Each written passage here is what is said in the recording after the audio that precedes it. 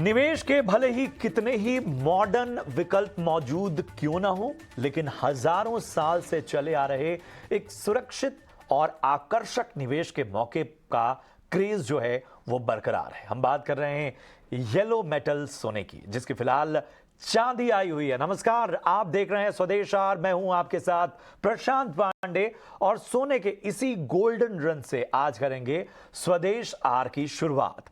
भारतीय वायदा बाजार एमसीएक्स में आज 20 ग्राम सोने का भाव ऑल टाइम हाई रिकॉर्ड को पार कर गया। इंट्राडे में 24 कैरेट का सोना 60,455 की नई ऊंचाई पर पहुंचा। आखिर इस सोने की गोल्डन रन की वजह क्या है? क्या ग्लोबल इकोनॉमी में मंदी की दस्तक से निवेशक सोने को सुरक्षित मानकर इसमें एक बार फिर निवेश बढ़ा रहे हैं? अमेरिकी बैंकिंग सेक्टर में आई कमजोरी, जो बैंकिंग संकट है, शेयर बाजार और दूसरे कमोडिटी में निवेशकों की भारी बिकवाली से क्या सोने का भाव लगातार आगे बढ़ता जा रहा है, लगातार चढ़ता जा रहा है? यह भी एक फैक्टर है। निवेशक अब जमकर सोना खरीद रहे हैं, जिससे भारतीय और अंतरराष्ट्रीय बाजार में सोने के दाम लगातार भाग रहे हैं। लेकिन इसमें ट्विस्ट भी है, जो हम आपको आगे बताएंगे। लेकिन सवाल है कि सोने का ये गोल्डन रन आखिर क्या टेम्परेरी है या ये गोल्डन रन आगे जारी रहेगा? क्या कीमत के इस स्तर पर निवेश करना मौका है या धोखा साबित हो सकता है? कीमतों में गिरावट से निवेशकों को नुकसान हो जाएगा? इन्हीं सवालों पर मेहमानों से हम चर्चा करेंगे या उन्हें मुनाफा होगा, इस पहलू पर भी बात करेंगे। लेकिन उससे पहले चलते हैं अपने सहयोगी विश्वमोहन के पास, जो बता रहे हैं कि किस तरह से सोने में एक गोल्डन रन नजर आया है।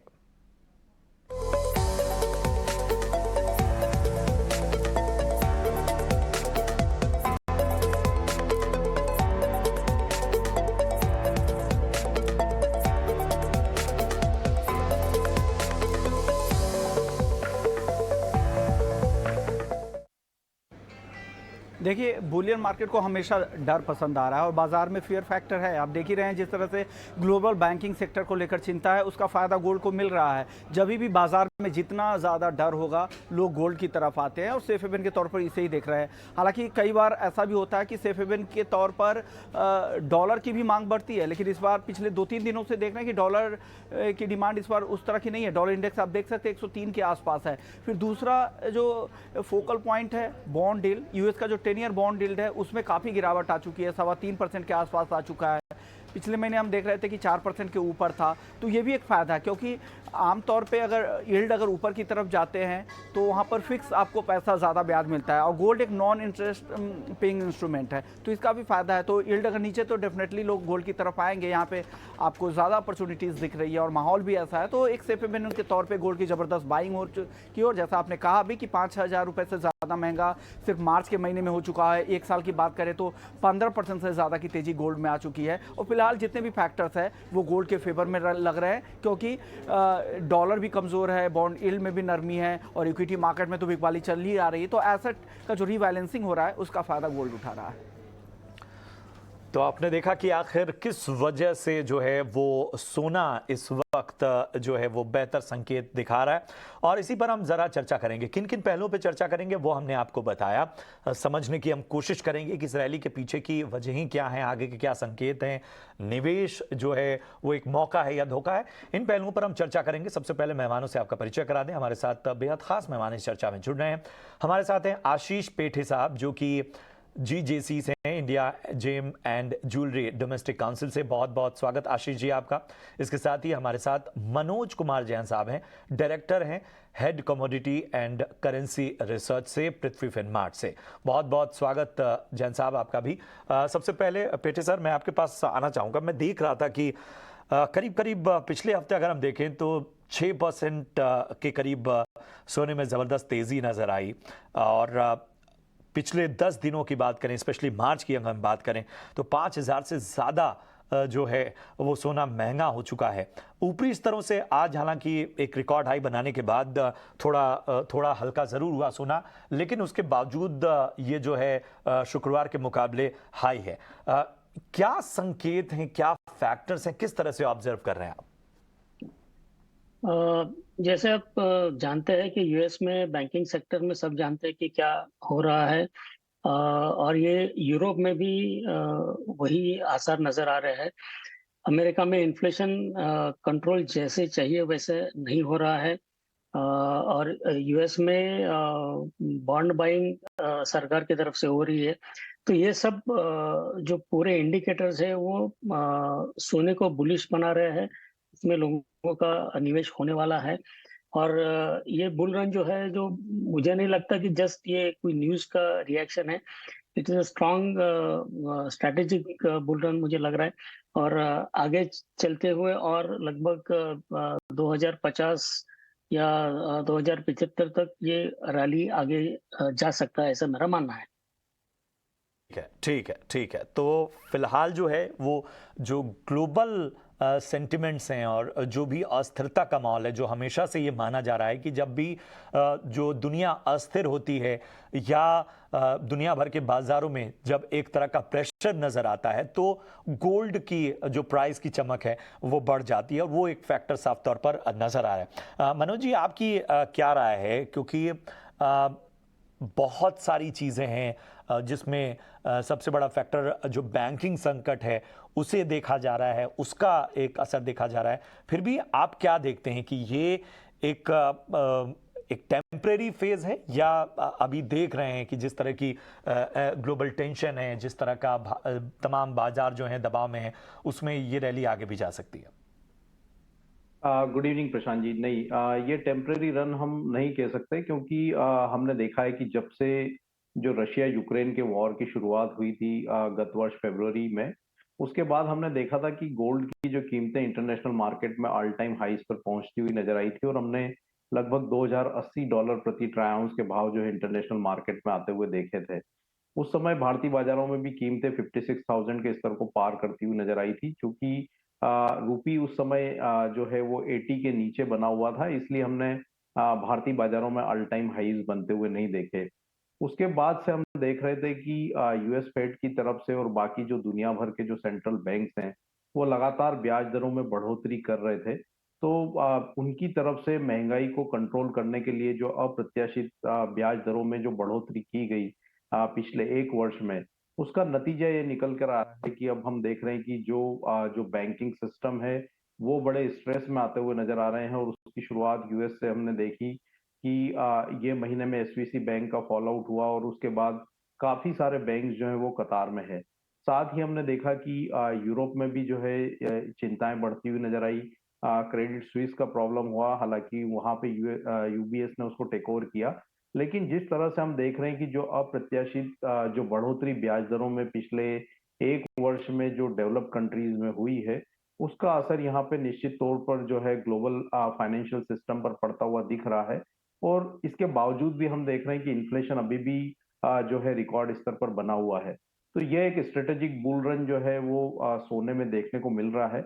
और हमारा मानना है कि यह रैली जो है वर्ष 2023 में कंटिन्यू रहेगी और इंटरनेशनल मार्केट में 2150-2200 डॉलर तक के भी जो स्तर हम वर्ष 2023 में आते हुए देखेंगे। भारतीय बाजारों में भी हमारा मानना है कि 62 से 63 हजार तक के जो स्तर है इस वर्ष देखने को मिलेंगे। तो अभी ये जो तेजी की शुरुआत हुई है ये आगे भी कंटिन्यू होगी। हालांकि हम देख रहे हैं कि अभी यहाँ पे निचले स्तरों से काफी अच्छी बढ़त हमने पिछले 1 से 2 महीने में देखी है। और अभी हम लगभग एक वर्ष की ऊंचाई पर इंटरनेशनल मार्केट में और लाइफ टाइम हाइस पर भारतीय बाजारों में कारोबार कर रहे हैं।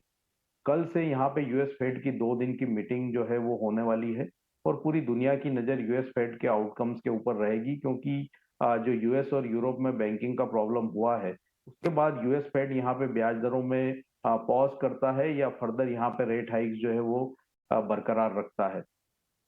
अगर यहाँ यूएस की फेड की तरफ से अगर ब्याज दरों में 25 या 50 बेसिस पॉइंट का हाइक किया जाता है तो एक करेक्शन यहाँ पे सोने में देखने को मिल सकता है। लेकिन वो सोने की जो फर्दर मूवमेंट है उसके लिए हम एक स्ट्रांग संकेत मानेंगे। साथ ही अगर यूएस फेड की तरफ से अगर यहाँ पॉज या आगे ब्याज दरों में वर्ष 2023 के अंत तक अगर कटौती की बात कही जाती है तो वो सोने की कीमतों को और ऊपर ले जाता हुआ नजर आएगा। तो गोल्ड में ओवरऑल जो ट्रेंड है वो यहाँ निश्चित तौर से जो है बुलिश है वर्ष 2023 के लिए। और आगे भी यहाँ पे जो ग्लोबल अनसर्टेनिटी है वो बनी रहेगी। जियोपॉलिटिकल टेंशन अभी भी जारी है। ब्याज दरों में बढ़ोतरी के बाद हम देख रहे हैं कि इन्फ्लेशन अभी भी कंट्रोल में नहीं है, करेंसी में वॉलेटिलिटी काफी ज्यादा है। तो ये सारे ही फैक्टर्स जो है वो गोल्ड के लिए पॉजिटिव है और वर्ष 2023 जो है निश्चित तौर से गोल्ड की जो चमक है वो बरकरार रहेगी वर्ष 2023 में। प्रशांत जी। बिल्कुल, बिल्कुल। और ये संकेत जो हैं वो तमाम एक्सपर्ट ये बता रहे हैं और यही वजह है कि जो लेवल्स हैं, जो एक प्रोजेक्शन है, वो प्रोजेक्शन भी हम देख रहे हैं कि आज की रैली के हिसाब से या जिस तरह से जब नया हाई बना रहे हैं तो प्रोजेक्शन भी बदल रहा है। फिर सर एक चीज़ मैं आपसे समझना चाहूँगा कि अगर हम सोने के पूरे सफ़र को देखें, ख़ासतौर पे हम इन कुछ सालों का जिसमें कोविड के 2 साल जो हैं उनको अगर हम एक बड़ा डिस्काउंट भी मान लें, फिर भी 2020 से लेके 2023 तक का जो सोने का सफ़र रहा है वो मतलब ऐसे अपवर्ड ट्रेंड्स बहुत कम देखने को मिले हैं। इस पूरे सोने के सफ़र पे आपका क्या कहना होगा? क्या मानते हैं कहाँ कहाँ से चीज़ें ज़्यादा टर्न हुई हैं और इस तरह की अपवर्ड ट्रेंड्स हमें नज़र आए? आपने सही कहा। 2020 के बाद पिछले 3 सालों में हमने बहुत ही अच्छी तेजी देखी है, लेकिन इसका बेस 2013 से 20 के बीच में बना है, जबकि थोड़ा सोना सबड्यूड था और 18-19 में तो it was waiting for a trigger, और वो ट्रिगर हमें कोरोना के समय मिल गया था।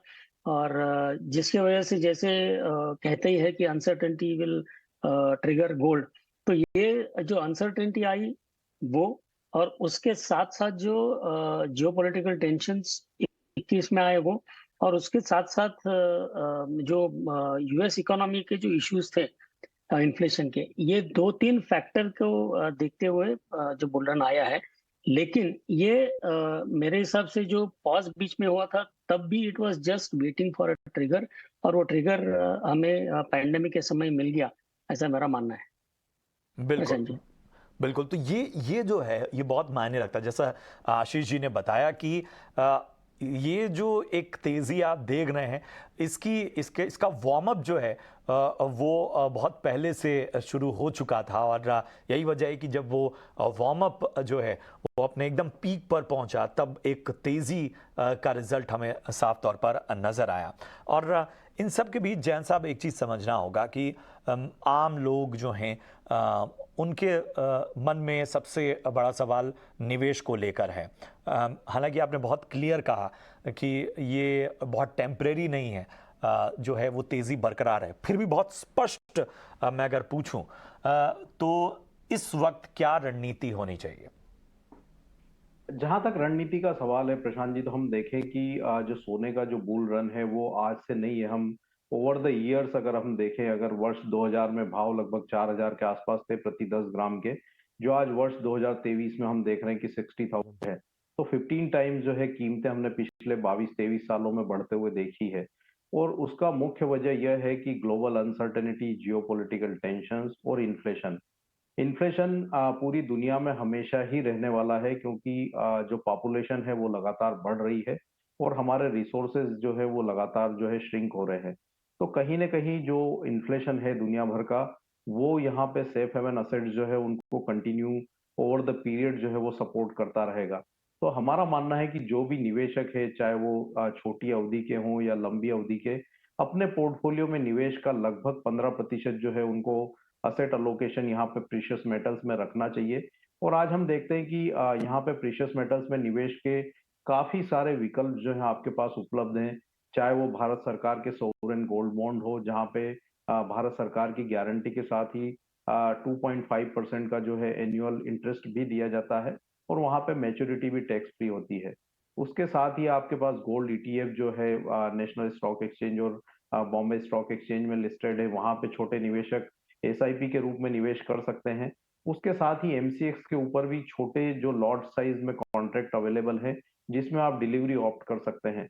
तो छोटे निवेशकों के लिए भी यहाँ पे निवेश के काफी सुरक्षित जो है विकल्प उपलब्ध है। तो हमारा यही कहना है कि आप एसआईपी के रूप में गोल्ड में लंबी अवधि के लिए निवेशित रहें और अपने पोर्टफोलियो का कम से कम 15% जो है अलोकेशन आपको प्रीशियस मेटल्स में रखना चाहिए। तो आपको एक तो वो पोर्टफोलियो डाइवर्सिफिकेशन भी रहेगा और आपका जो जो रिस्क है पोर्टफोलियो का, उसको भी यहाँ पे गोल्ड का जो निवेश है वो हेज करके चलेगा, तो आपको दोनों तरफ से जो है इसमें गोल्ड में निवेश करने के फायदे रहेंगे। और लंबी अवधि में गोल्ड का निवेश हमेशा आपको प्रॉफिटेबल ही रहने वाला है, क्योंकि इन्फ्लेशन दुनिया से कभी भी जाने वाला नहीं है, तो इसलिए गोल्ड का जो निवेश है वो हमेशा ही सुरक्षित रहेगा। बिल्कुल, तो गोल्ड का निवेश सुरक्षित निवेश है। यही वजह है कि जो ग्लोबल टेंशन है उसमें इस वक्त जो है वो निवेश इसमें बढ़ रहा है और इस तरह की जो है भाव और रिकॉर्ड हाई हम देख रहे हैं।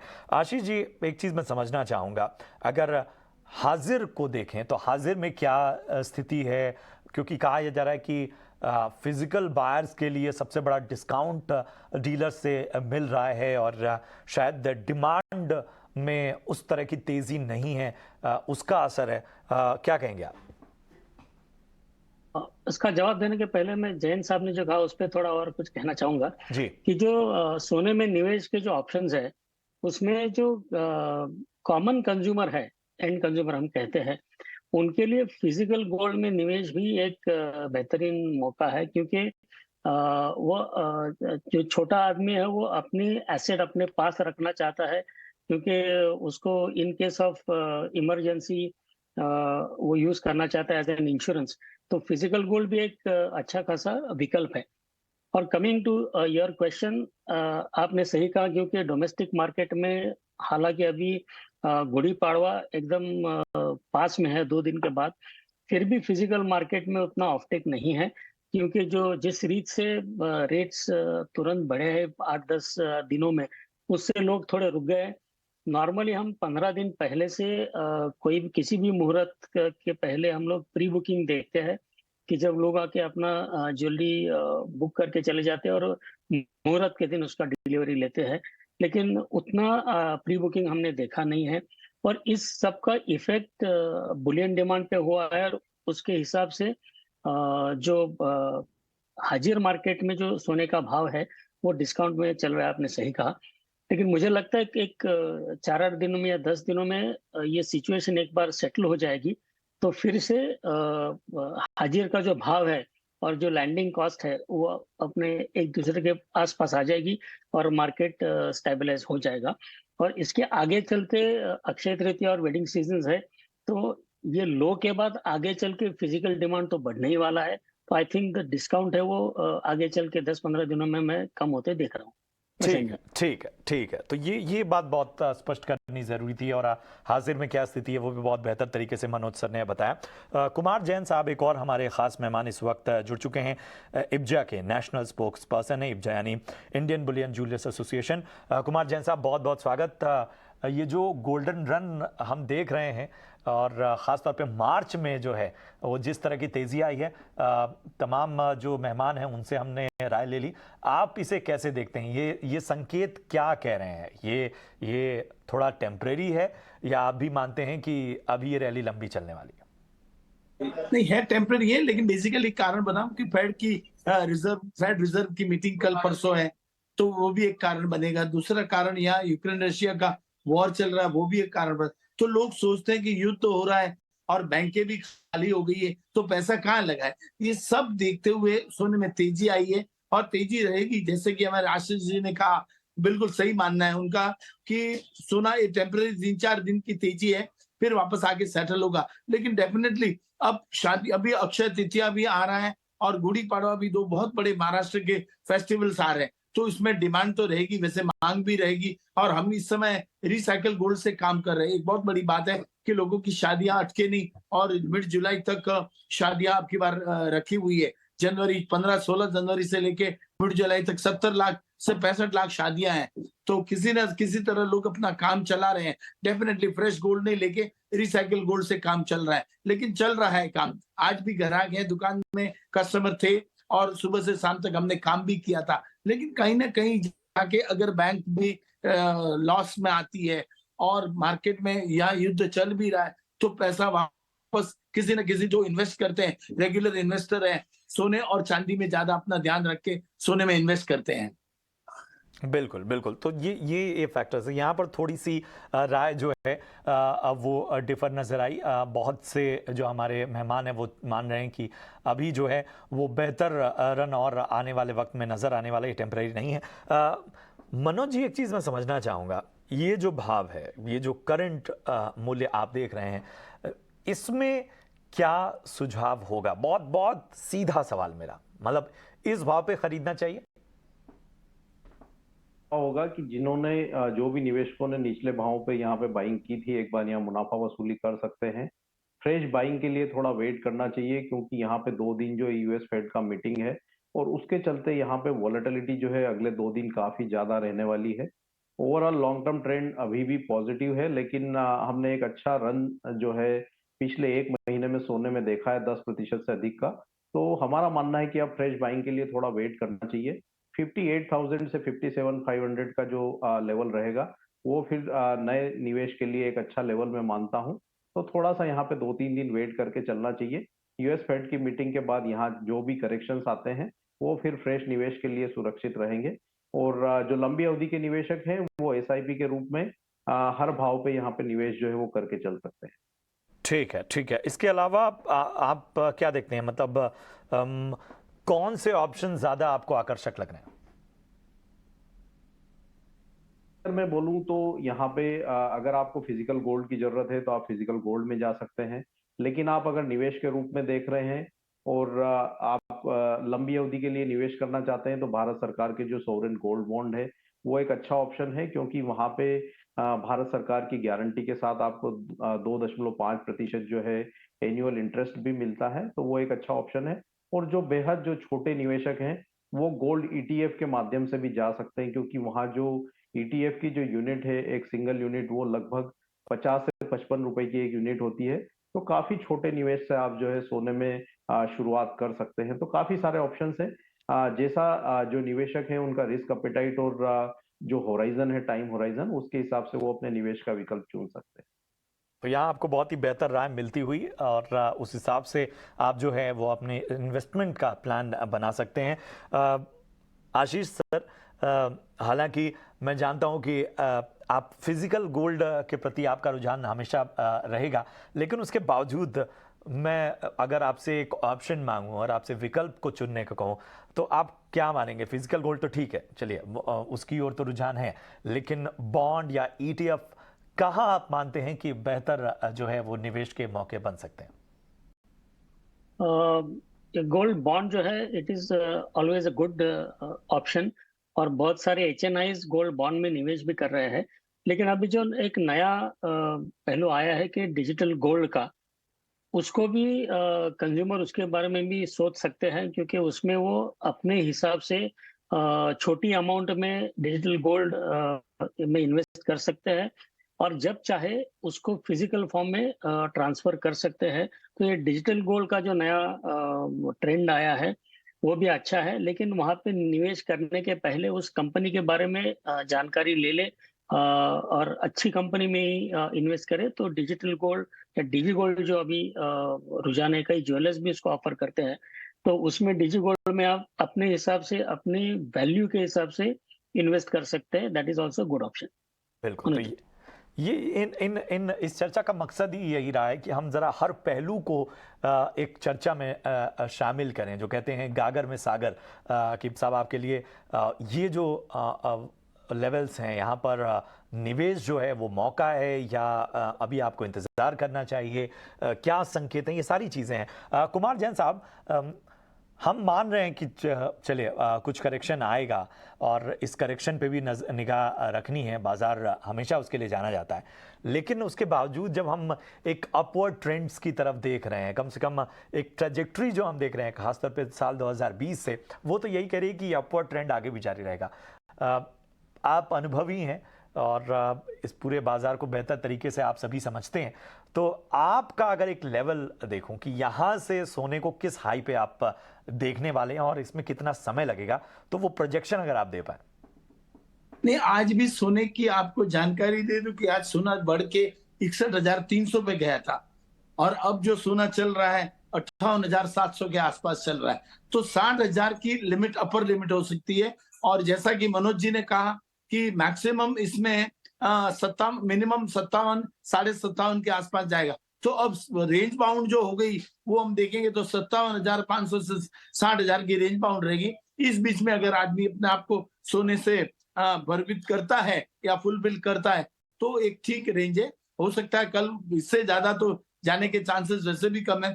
फेड की मीटिंग की वजह से कल थोड़ी उथल-पुथल हो रही है और शायद थोड़ा और भी सोना, लेकिन 25 बेस पॉइंट्स के ज्यादा फेड में भी बढ़ावा नहीं आएगा, क्योंकि अभी भी बैंकों ने नुकसान किया है और 2 बैंकें लॉस में आई है। तो कहीं न कहीं जाके यूके में भी इसका असर दिख रहा है। तो सब देखते हुए भी जो सोने में तेजी आई है, उस तेजी की लिमिट जो है, मैं मेरे हिसाब से 58 से लेके 60 के आसपास दिख रहा हूँ। 60 ऊपर के लेवल में आज गया 61-300, लेकिन फिर वापस नीचे 58, 700, 800 के 1000 के पास आया हुआ है। तो ये रेंज बाउंड है 58,000 से लेके 60,000 तक। कुमार जैन साहब का तो हमने लेवल देख लिया। बड़ा क्विक रिएक्शन मैं अपने बाकी 2 खास मेहमानों से भी लूंगा। मनोज जी, आपको क्या लगता है, आप क्या लेवल्स देख रहे हैं आगे? 2023 एज अ होल अगर मैं देखता हूं तो 62,500 तक का जो लेवल है वो गोल्ड में भारतीय बाजारों में देखने को मिलेगा। तो अभी यहाँ पे वर्ष 2023 में और गुंजाइश है सोने में बढ़त की। तो यहाँ पे वर्तमान लेवल से भी लगभग 2,500 से 3,000 तक की बढ़त इस वर्ष में और देखने को मिल सकती है। ठीक है, आखिरी सवाल आशीष सर, आपसे भी इसी पे रिएक्शन जानूंगा। आप का प्रोजेक्शन क्या कहता है? ये ईयर में अगर 2023 में और अर्ली 2024 का हम रुझान देखते हैं तो मेरे हिसाब से 1940 तक एक बार नीचे जा सकता है और ऊपर लगभग 2050 से 2100 तक जा सकता है। और उसका अगर रुपये में हम कन्वर्ट करके देखते हैं तो 58,500 का एक बार लोएस्ट आ सकता है और मैक्सिमम 61,500 टू 62,000 का, मेरा मानना है। तो चलिए, बस इस प्रोजेक्शन के साथ ही हम इस चर्चा को समाप्त करते हैं। बहुत बहुत शुक्रिया करेंगे आशीष जी, कुमार जैन साहब और मनोज कुमार जैन साहब, आप दोनों का भी बहुत बहुत धन्यवाद इस चर्चा में शामिल होने का। और कोशिश यही थी कि जैसा मैंने कहा, गागर में सागर, हर पहलू पर चर्चा करें कि साहब ये जो लेवल्स हैं, ये जो रिकॉर्ड हाई जो है वो क्या संकेत दे रहा है, निवेश के लिए आपके लिए किस तरह से मौके हैं, आगे जो है वो सोने का जो सफ़र है वो किस तरह से और ज़्यादा स्वर्णिम रहने वाला है, इन सभी पर हमने चर्चा की। उम्मीद है कि आपको ये चर्चा पसंद आई हो। फिलहाल इस चर्चा में यहीं रुकेंगे, एक ब्रेक लेते हैं। ब्रेक के उस पार अहम खबरें आपका इंतजार कर रही हैं।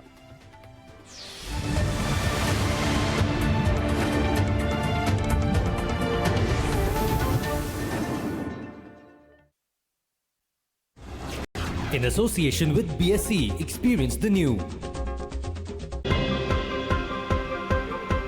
टेक्निकल चार्ट हो या फिर एफ&ओ, किस खबर का होगा आप पर कितना असर? व्यापार जगत से जुड़े हुए हर मुद्दे का विश्लेषण समझिए मेरे साथ आसान भाषा में। ग्रोथ बहुत अच्छी चल रही है। बनाइए अपने ट्रेडिंग डे की बेहतर रणनीति। शॉर्ट कवरिंग से लॉन्ग में समय लगेगा, इसलिए ये एक मेक ब्रेक लेवल है। 200 दिन की एवरेज के ऊपर आके हम ट्रेड करने लगे हैं। मैं डिम्पी कालरा, जुड़िए मेरे साथ सिर्फ 18 हाउस स्वदेश पर।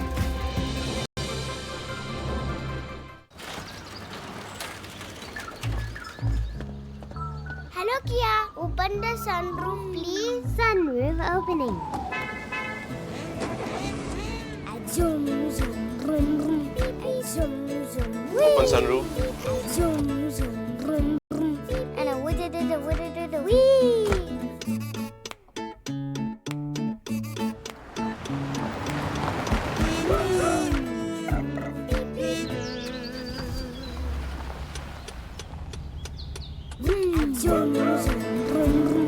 Designed so unique, everyone is inspired. Kia, movement that inspires. जी बचा लिए। पॉलिसी बाजार में कार इंश्योरेंस में पैसे बचा लिए। पॉलिसी बाजार पे कार इंश्योरेंस कंपेयर करके खरीदो और 8,000 रुपए तक बचाओ। देखो देखो देखो, नया टीवी देखो। आ गई सब्जियां छोटू की दुकान से लाई हो ना, वही सही रेट देता है। हाँ पापा। डिसाइडेड, 55 इंच का टीवी इस दीवार पे लग जाएगा। ओह सुपर, कल मैं चेक दे दूंगी। तुम नहीं, मैं अपने पैसों से। वाओ, कैसे?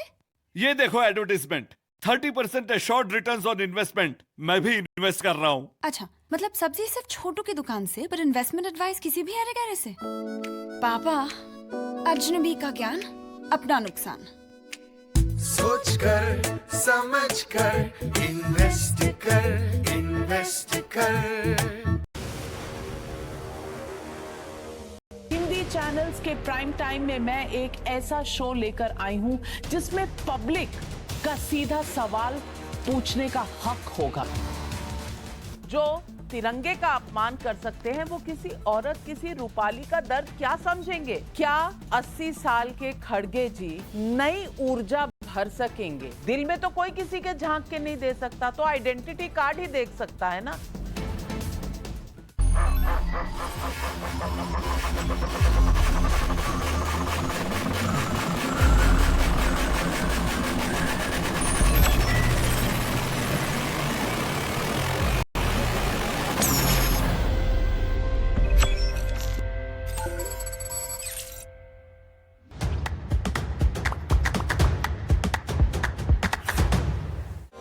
Associate partner Dream Sports, make sports better. Global markets में जब भी उठापटक होती है, इंडियन मार्केट्स पर असर जरूर पड़ता है। ट्रेंड अपवर्ड का लिया, डायरेक्शन ऊपर की तरफ दिया, खूब अच्छा खासा दिख रहा है।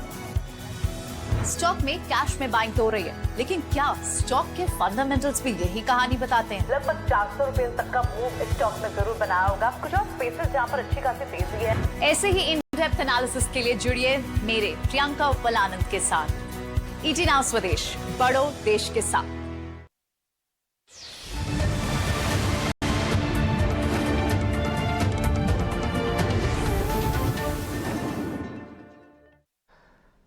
स्वागत है आपका ब्रेक के बाद और चलिए अहम खबरों की ओर रुख करते हैं। सबसे पहले बात बाजार में आज के एक्शन की। तो हफ्ते के पहले दिन बाजार में काफी उतार चढ़ाव आज देखने को मिला।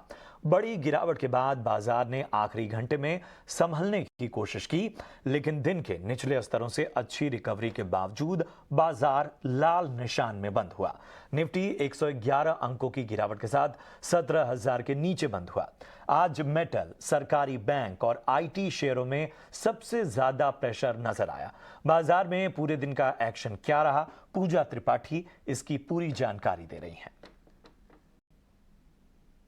आज मार्केट का एक्शन देखें तो दिन के निचले स्तरों से अच्छी रिकवरी देखने को मिली है, लेकिन उसके बावजूद बाजार 17,000 के नीचे ही यहाँ पर क्लोजिंग देखने को मिली। हालांकि हमने दिन के दौरान देखा था कि अहम सपोर्ट लेवल्स भी टूटते हुए अहम सपोर्ट लेवल्स पर आ चुका था बाजार। निफ्टी में अगर लोस की बात करें तो 17,800 तक के लेवल्स भी हमने देखे, लेकिन उसके बाद दिन के निचले स्तरों से अच्छी रिकवरी यहाँ पर देखने को मिली।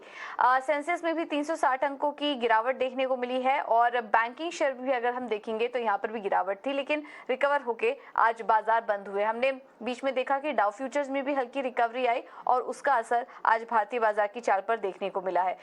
लेकिन ओवरऑल मार्केट कमजोर ही था। मेटल, सरकारी बैंक और आईटी शेयरों में आज हमने देखा कि सबसे ज्यादा दबाव देखने को मिला है। मेटल्स की अगर बात करेंगे तो यहाँ पर नालको, टाटा स्टील, हिंडाल्को, जीएसपीएल में 2 से 4% की गिरावट देखने को मिली है। इसके अलावा हमने देखा कि निफ्टी के टॉप गेनर्स की अगर बात करें तो आज तेजी थी एचयूएल के काउंटर में। क्रूड के लेवल्स हमने देखे कि $71 के भी नीचे फिसल चुके थे। रिकॉर्ड गिरावट यहाँ पर आई और उसके बाद हमने देखा कि क्रूड में गिरावट से जिन जिन स्टॉक्स को फायदा होता है, जैसे एफएमसीजी शेयर्स को फायदा होता है, तो उसके चलते आज हमने देखा एचयूएल करीब 2.5% ऊपर था। बीपीसीएल में आज एक तेजी देखने को मिली करीब 2% की। आईटीसी और ग्रासिम जैसे शेयर आज मजबूती के साथ कारोबार कर रहे थे। तो आईटीसी का आज एफएमसीजी स्टॉक्स और कुछ ऑयल मार्केटिंग कंपनियों में आज हमने देखा कि अच्छी तेजी देखने को मिली है। इसके अलावा लूजिंग साइड पर बात करें तो आज फाइनेंशियल स्पेस में काफी ज्यादा वीकनेस थी। Bajaj Finserv, Adani enterprises, Bajaj finance, Hindalco, Wipro जैसे स्टॉक्स आज कमजोरी के साथ कारोबार कर रहे थे। इसके अलावा कुछ और मिड कैप स्पेस की बात करें तो आज केमिकल कंपनियों में तेजी थी। इसके अलावा network 80, Sudarshan chemical, Rallis India, BCG और आरती ड्रग्स जैसे स्टॉक्स आज चल रहे थे। आरती ड्रग्स 16% की बढ़त के साथ आज कारोबार कर रहा था। वहीं मिड कैप में कुछ और भी गिरने वाले शेयरों पर नजर डाले तो आज कमजोरी थी बलरामपुर चीनी में, एचएएल, दीपक फर्टिलाइजर, इंडिया सीमेंट और इसके अलावा अदानी टोटल गैस जैसे स्टॉक्स भी आज कमजोरी के साथ ही कारोबार कर रहे थे। लेकिन इस कमजोर बाजार में भी कुछ स्टॉक्स ऐसे थे जिन्होंने अपना 52 वीक हाई बनाया। इसमें KPIT टेक देखिए, यहाँ पर करीब 2% की तेजी थी। गोदरेज कंज्यूमर आज सुबह से ही ये तमाम एनालिस्ट और ब्रोकरेज हाउस के रडार पर था। एक टर्न अराउंड की बात की जा रही है कंपनी में, जिसके चलते गोदरेज कंज्यूमर आज सुबह से ही हरे निशान में कारोबार कर रहा था। क्लोजिंग भी काफी अच्छी हुई। आज कंज्यूमर ड्यूरेबल स्पेस भी अच्छा चल रहा था। ब्लू स्टार में आज अच्छी तेजी देखने को मिली और हरे निशान में क्लोजिंग हुई। और इसके अलावा गुजरात पीपावाव जैसे स्टॉक्स में भी आज अच्छा एक्शन देखने को मिला है। रिलायंस आज 52 हफ्ते के नए निचले स्तर पर फिसला, वहां पर करीब 1 महीने में 9% तक की गिरावट देखने को मिली है। तो ये कुछ ऐसे स्टॉक्स थे जहां पर कि आज हमने एक्शन होता हुआ दिखाई दिया। कुल मिला के बात करें तो हफ्ते का पहला कारोबारी सत्र था ब्लैक मंडे कहेंगे हम, जिसका कि असर आज बाजार पर देखने को मिला है। लेकिन अब अगला जो अहम इवेंट है वो है फेड की बैठक, और उस पर अब दुनिया भर के बाजारों की नजर टिकी हुई है। और उसके पहले आज हमने हल्की रिकवरी भी देखी, इस उम्मीद से कि फेड शायद इस बार ब्याज दरों में कोई बदलाव ना करे, स्टेटस को मेंटेन रखे। और इधर मुश्किल हालातों के बावजूद देश की इकोनॉमी के 7% बढ़ने की उम्मीद है। वित्त मंत्रालय की ओर से जारी किए फरवरी महीने के इकोनॉमिक रिव्यू आंकड़ों में ये बात कही गई है। ज्यादा जानकारी लेकर हमारे साथ जुड़ रहे हैं हमारे सहयोगी प्रकाश प्रियदर्शी। प्रकाश, बताएं इस इकोनॉमिक रिव्यू से तो बेहतर संकेत मिल रहे हैं और क्या फाइंडिंग्स मिली हैं?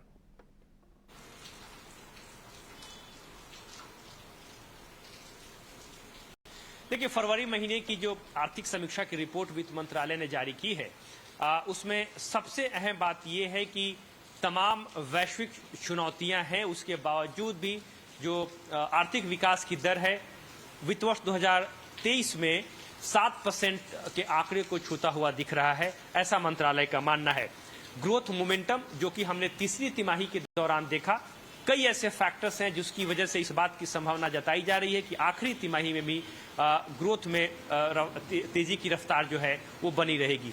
मिनिस्ट्री ने कई ऐसे फैक्टर्स गिनाए हैं जिसका जिक्र किया है, जिसके हिसाब से ऐसा लग रहा है कि जो आर्थिक हालात हैं उसमें सुधार देखने को मिल रही है और अर्थव्यवस्था की रफ्तार आने वाले दिनों में भी दिनों में बढ़ सकती है। जहां तक इन्फ्लेशन का सवाल है, मंत्रालय की रिपोर्ट में अगर आप देखें तो WI इन्फ्लेशन जो है 25 हफ्ते के सबसे निचले स्तर पर पहुंची है और उम्मीद ये की जा रही है कि ये इसका जो फायदा है अब CPI इन्फ्लेशन में भी देखने को मिल सकता है, ये ट्रांसमिशन देखने को मिलेगा।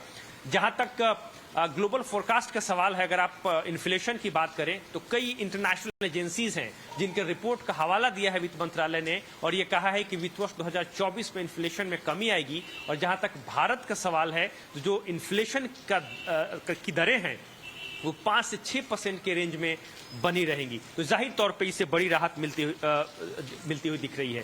इसके अलावा जहां तक करंट अकाउंट डेफिसिट का सवाल है, वित्त मंत्रालय के रिपोर्ट में इस बात का जिक्र किया गया है कि वित्त वर्ष 2023 और 2024 में भारत के करंट अकाउंट डेफिसिट में कमी देखने को मिल सकती है और इससे रुपये को काफी फायदा होगा, काफी मजबूती मिलेगी और जो एक्सटर्नल फैक्टर्स हैं उनको संभलने का मौका जो है वो मिल सकता है, खासकर ऐसे समय में जब वैश्विक चुनौतियां अभी भी बरकरार है। इसके अलावा जहां तक फाइनेंशियल कंडीशंस की बात है, टाइटनिंग की बात है, उस पर वित्त मंत्रालय की रिपोर्ट ये कहती है कि टाइटनिंग का दौर जारी है और इस बात की संभावना है कि फेड जो है आने वाले दिनों में भी ब्याज दरों में बढ़ोतरी कर सकता है। उसकी सबसे बड़ी उससे जो चुनौती पैदा होगी वो होगी कॉर्पोरेट सेक्टर के लिए, क्योंकि जो डेट वल्नरेबिलिटी है उसमें और तेजी देखने को मिल सकती है। लेकिन जहां तक भारत का सवाल है वहां पर स्थितियां उतनी खराब नहीं दिख रही है जितना कि वैश्विक स्तरों पर दिख रही है। तो भारत के कॉर्पोरेट सेक्टर में मजबूती है और इसके पास इतनी एपेटाइट है कि आने वाले दिनों में भी वो उसका एक्सपेंशन कर सकती है। कुल मिलाकर ये रिपोर्ट कहती है कि वैश्विक चुनौतियों के बावजूद भी भारत की जो आर्थिक गति है, जो सुधार है, उसमें मजबूती दिख रही है और ग्रोथ की रफ्तार आने वाले दिनों में भी दिखेगी। बहुत बहुत शुक्रिया करेंगे इस अहम जानकारी के लिए आपका प्रकाश। बढ़ते हैं अगली खबर की ओर। बाजार की नजर अब कल से शुरू होने वाली यूएस फेड की बैठक पर है। फेड की बैठक में ब्याज दरों पर कमेंट्री काफी अहम होगी। बैठक का आउटकम 22 मार्च यानी बुधवार को आएगा। बैठक में क्या फैसला हो सकता है, हमारे सहयोगी हर्ष इसके बारे में पूरी जानकारी दे रहे हैं। जी हाँ, तो जो फेडरल ओपन मार्केट कमेटी है जो रेट्स डिसाइड करता है यूएस में, उसकी meeting of course later this week होगी और एक्सपेक्टेशन है कि 0.25% से रेट हाइक होगा। Currently thin majority economist believe करते हैं कि ये पर्टिकुलर 0.25% का रेट हाइक होगा। अब दो चीज़ें पे फोकस होगी ये मीटिंग में। एक तो कि जो सिलिकॉन वैली बैंक है, सिग्नेचर बैंक है, उसमें जो केओस हुआ है यूएस फाइनेंशियल सिस्टम में, वो कैसे एड्रेस करेंगे एफओएमसी और फेडरल रिजर्व आगे जाके। और दूसरी बात ऑफ कोर्स ये है कि वेदर वो इन्फ्लेशन पे प्रायोरिटाइज़ करेंगे या फिर फाइनेंशियल रिस्क को स्टेबलाइज करने में प्रायोरिटाइज़ करेंगे। तो इसके वजह से जो इकोनॉमिस्ट का कंसेंसस एस्टिमेट था जो कि 0.25% का रेट हाइक होगा या 0.5% का रेट हाइक होगा, अब वो शिफ्ट हो गया है, या तो 0% का rate hike, no rate hike, या तो 0.25% का रेट हाइक। तो ये एक शार्प शिफ्ट आया है इन टर्म्स ऑफ पॉलिसी और इसकी अपेक्षा है क्योंकि अब मार्च 22 से आज तक फेडरल रिजर्व ने 4.5% का रेट हाइक ऑलरेडी कर दिया है। तो एक लार्ज रेट हाइक आ गया है। इन्फ्लेशन अब तक बिलो 5% भी नहीं गया जो कि फेडरल रिजर्व का टारगेट 2% है। और एफओएमसी की नज़र दोनों इन्फ्लेशन पे और फाइनेंशियल स्टेबिलिटी में मेंटेन करने के लिए ऑफ कोर्स कमेंट्री डिटरमिन करेगी कि कहाँ जाएगा ये प्रायोरिटी वाइज। अगली अहम खबर की ओर बढ़ते हैं। बाल्को में बची हुई 49% हिस्सेदारी बेचने के लिए माइनिंग मिनिस्ट्री ने दीपम से संपर्क किया है। इस पर ज्यादा जानकारी दी हमारे सहयोगी प्रकाश प्रियदर्शी ने। देखिए, बाल्को यानी कि भारत एल्युमिनियम कंपनी लिमिटेड में सरकार की जो बची हुई हिस्सेदारी है उसको किस तरीके से बेचा जाएगा, कब बेचा जाएगा, इससे संबंधित जो चर्चा है वो एक बार फिर से शुरू हो गई है। जो जानकारी हमें मिल रही है उसके हिसाब से माइंस मिनिस्ट्री ने दीपम से संपर्क किया है और दीपम की रणनीति जानने की चाहत रखी है और ये कहा है कि वो बताए, दीपम ये जानकारी दे कि आखिर जो बाल्को का पूर्ण डाइवेस्टमेंट है उसको लेकर रोड मैप क्या है। जैसा कि आपको पता है कि बाल्को में सरकार की हिस्सेदारी इस वक्त 49% है और 51% हिस्सेदारी वेदांता ग्रुप की है, यानी मालिकाना हक उसके पास है। लेकिन जो 49% स्टेक सरकार की है, जो रेजिडुअल स्टेक है, उसको कैसे बेचा जाएगा, उसका रोड मैप क्या है, इससे संबंधित जानकारी जो है माइंस मिनिस्ट्री ने दीपम से मांगी है, क्योंकि लंबे समय से इस पर चर्चा चल रही है और अभी तक कोई फैसला नहीं हो पाया है। जैसा कि आपको पता है कि जो क्रूशियल मिनरल्स हैं देश के अंदर, उसके प्रोडक्शन को कैसे बढ़ाया जाए, भारत कैसे आत्मनिर्भर बने, इससे संबंधित रणनीतियां सरकार तैयार कर रही है और माइंस मिनिस्ट्री नोडल मिनिस्ट्री है और उसको इसकी रणनीति तैयार करनी है।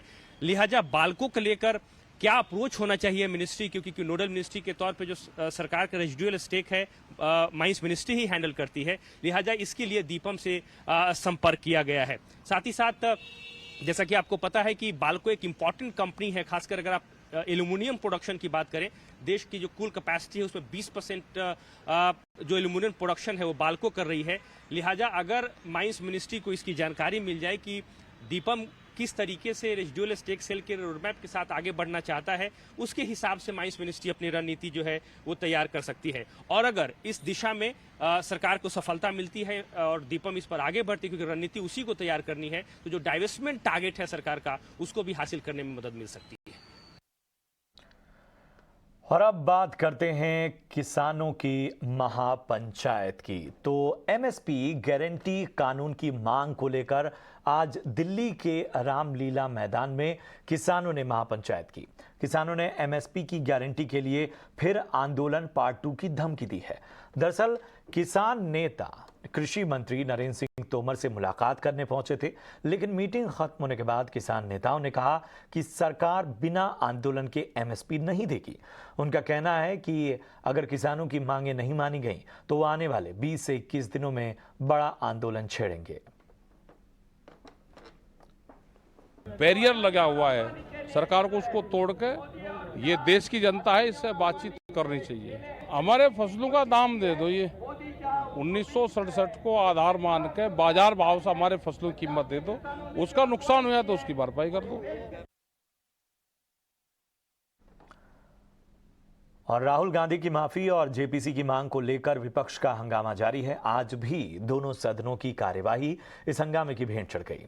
हंगामे की वजह से लोकसभा और राज्यसभा की कार्यवाही कल तक के लिए स्थगित कर दी गई। राज्यसभा में कार्यवाही शुरू होने के थोड़ी देर में विपक्षी पार्टियों की तरफ से हंगामा शुरू हो गया था, जिसके बाद कार्यवाही को स्थगित कर दिया गया। वहीं लोकसभा की कार्यवाही कुछ देर चली, लेकिन फिर जोरदार हंगामा शुरू हो गया। बता दें कि 13 मार्च को बजट के दूसरे चरण का सत्र शुरू हुआ था और अब तक 6 दिनों की कार्यवाही हंगामे की भेंट चढ़ चुकी है। संसदीय कार्य मंत्री प्रहलाद जोशी ने हंगामे के लिए विपक्ष को घेरा।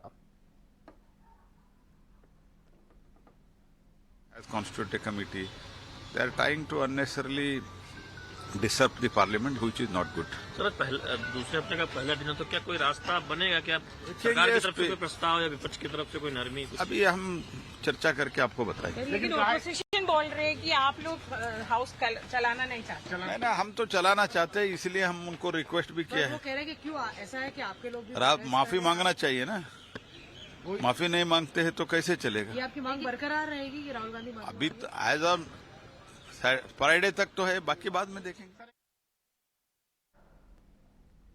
दिल्ली आबकारी नीति मामले में मनीष सिसोदिया को राहत मिलती नजर नहीं आ रही। राज्य में दिल्ली की राउज एवेन्यू कोर्ट ने मनीष सिसोदिया की न्यायिक हिरासत 14 दिनों के लिए बढ़ा दी है। कोर्ट ने सीबीआई केस के मामले में यह फैसला दिया है। अब मनीष सिसोदिया को 3 अप्रैल तक न्यायिक हिरासत में रहना होगा। फिलहाल मनीष सिसोदिया शराब घोटाले के मामले में 22 मार्च तक ईडी की रिमांड पर हैं। ऐसे में अगर ईडी को सिसोदिया की रिमांड नहीं भी मिलती है तो उन्हें दोबारा तिहाड़ जेल भेजा जाएगा। कट्टरपंथी कितनी भी कोशिशें कर लें, तिरंगे की शान कम नहीं होगी। लंदन के भारतीय दूतावास से खालिस्तान समर्थकों ने तिरंगे को हटाने की कोशिश की थी, लेकिन उच्चायोग के अधिकारियों ने विशाल तिरंगा फहरा दिया। सोशल मीडिया में यह ट्रेंड कर रहा है और लोग तिरंगे की शान को सलाम कर रहे हैं। वहीं कट्टरपंथियों की हिमाकत की पूरी दुनिया में निंदा हो रही है। वहीं इस मुद्दे पर दिल्ली में ब्रिटिश उच्चायोग के बाहर सिख समुदाय के लोगों ने प्रदर्शन कर अपना विरोध जताया। हंगामे के बाद ब्रिटेन उच्चायोग के बाहर पुलिस सुरक्षा बढ़ा दी गई है। प्रदर्शनकारियों का कहना था कि वो इस तरह की घटना को स्वीकार नहीं करेंगे।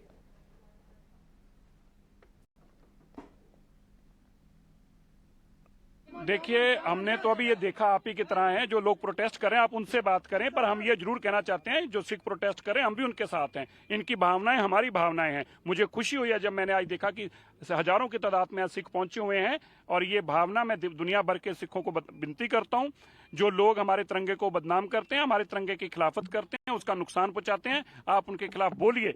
विदेशों में बैठे सिखों से मैं आग्रह करता हूं, आपकी जब शान बढ़ती है हमें खुशी होती है, आपकी तरक्की से हम खुश होते हैं। इसी तरह भारत की तरक्की से आपको भी खुश होना चाहिए। और जो लोग हमारे तिरंगे की खिलाफत कर रहे हैं आपको उनके साथ सख्ती से निपटना चाहिए। विदेशों के सिखों से मैं आग्रह करता हूं, हमारे खिलाफ जो माहौल बनाया जा रहा है इसमें आप हमारा साथ दें और डट कर उन लोगों का विरोध करें जो एजेंसियों के हाथों में खेलकर भारत का नुकसान या भारत की खिलाफत कर रहे हैं।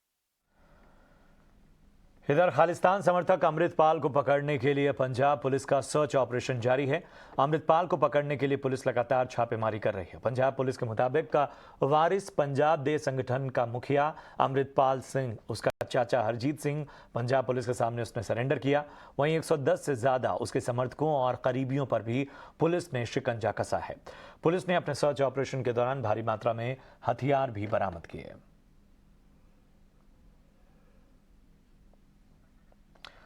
और पंजाब पुलिस के आईजी सुखचैन सिंह गिल ने कहा है कि राज्य में शांति व्यवस्था बरकरार है। फिलहाल हालात नियंत्रण में है, कहीं भी लॉ एंड ऑर्डर के खराब होने की सूचना नहीं है। पंजाब पुलिस वालों बड़ी सख्त मैं वार्निंग देना चाहूँगा, ਜਿਹੜੇ ਮਿਸਚੀਵੀਅਸ ਐਲੀਮੈਂਟਸ ਆ ਜਿਹੜੇ ਸਟੇਟ ਦੀ ਪੀਸ ਤੇ ਹਾਰਮਨੀ ਨੂੰ ਡਿਸਟਰਬ ਕਰਨਾ ਚਾਹੁੰਦੇ ਆ ਕਿ ਉਹਨਾਂ ਦੇ ਖਿਲਾਫ ਬਹੁਤ ਸਖਤ ਐਕਸ਼ਨ ਜਿਹੜਾ ਉਹ ਲਿਆ ਜਾਏਗਾ। ਇਸੇ ਤਰ੍ਹਾਂ ਹਰ ਸ਼ਹਿਰ ਦੇ ਵਿੱਚ पंजाब पुलिस वालों फ्लैग मार्चिस चल रहे हैं, जिहदे विच पंजाब पुलिस पैरामिलिटरी फोर्सिस मिलकर फ्लैग मार्चिस कर रहे हैं। पीस कमेटी दीयां मीटिंग्स सारे शहरों दे विच सारे डिस्ट्रिक्ट दे विच कंडक्ट कीतियां गईयां वा। ते और आइए आपको एक ऐसी तस्वीर दिखाते हैं जो भारत और जापान की दोस्ती का दम भी दिखाती है। साथ ही पीएम मोदी और जापान के पीएम फुमियो किशिदा की केमिस्ट्री बयां करती है। भारत दौरे पर आए जापान के पीएम ने आज भारतीय गोलगप्पे और लस्सी का मजा लिया। दरअसल दोनों देशों के नेता दिल्ली के बुद्ध जयंती पार्क में पहुंचे थे। यहां दोनों नेताओं ने पार्क की सैर की, पार्क में बाल बोधि वृक्ष के दर्शन किए और इसके बाद दिखा जायके के तड़के वाली डिप्लोमेसी, जो आपसी केमिस्ट्री को भी बयां करती है। जापान के पीएम फूमियो किशिदा और पीएम मोदी ने गोलगप्पे, लस्सी और आम पन्ना का लुत्फ उठाया। किशिदा ने टेस्ट के साथ लस्सी और आम पन्ना बनाने की बारीकियां भी समझी और इस देसी ड्रिंक्स को कैसे शेक किया जाता है ये भी ट्राई किया।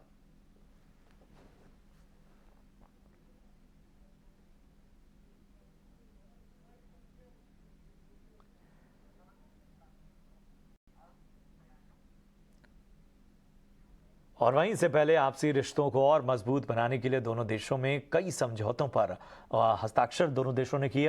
भारत के दौरे पर आए जापान के पीएम फूमियो किशिदा ने आज पीएम मोदी से कई अहम मुद्दों पर बातचीत की। दोनों देश टेक्नोलॉजी, डिजिटल सहयोग, logistics, food processing, steel, MSME जैसे सेक्टर में आपसी सहयोग को बढ़ाने पर जोर दिया।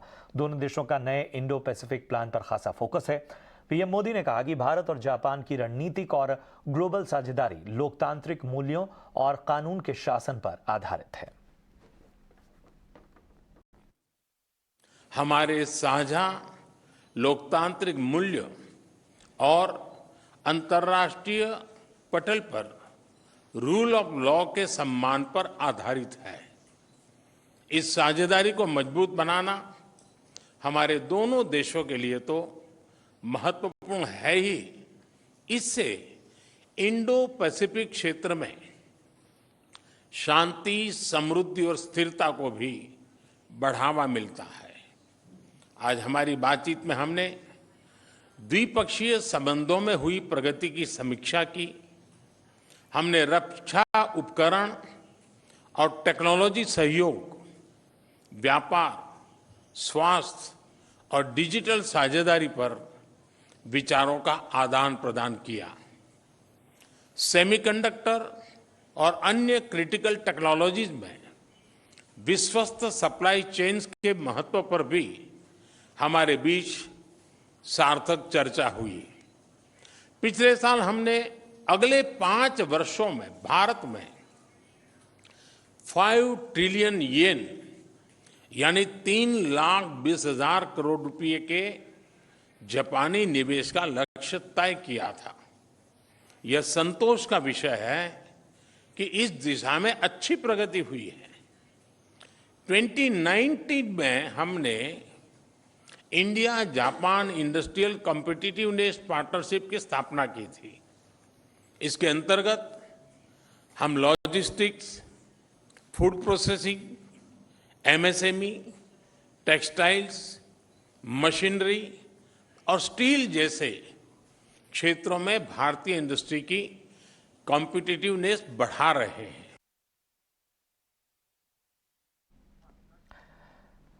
और चलिए इसी के साथ इस बुलेटिन में इतना ही, दीजिए इजाजत, लेकिन आप देखते रहिए ईटी ना स्वदेश। नमस्कार।